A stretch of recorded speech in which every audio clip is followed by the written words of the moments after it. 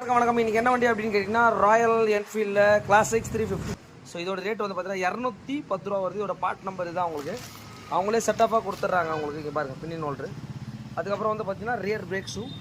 So brake ஷூவோட rate வந்து பார்த்தீங்கன்னா 350 ரூபா கிட்ட வருது. ரியர் பிரேக் ஷூ டிஸ்க்கு கிடையாது, நார்மலு.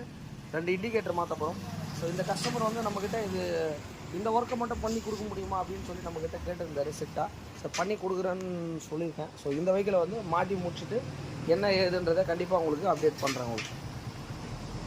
இந்த வண்டிக்கு வந்து நம்மக்கிட்ட சொன்ன ஒர்க் எல்லாமே பண்ணிட்டோம். பேக்கில் பிரேக் ஷூ மாற்றிட்டோம். ஸோ இங்கே பார்த்தீங்கன்னா தெரியும் இண்டிகேட்டர்ஸ் ரெண்டுமே வந்து பார்த்தீங்கன்னா புது இண்டிகேட்டர். அதுக்கப்புறம் பின்னின் ஹோல்டர் பாருங்கள். ஸோ பர்ஃபெக்ட் ஃபிட்டு இதையும் நம்ம பண்ணிட்டோம்.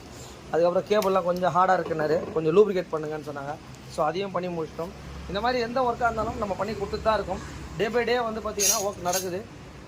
உங்களுக்கு ஏதாச்சும் எஸ்கே பைக்ஸில் ஏதாவது வேணும்னாலும் கண்டிப்பாக சொல்லுங்கள், பண்ணி கொடுத்துட்ருக்கோம். ஓகே.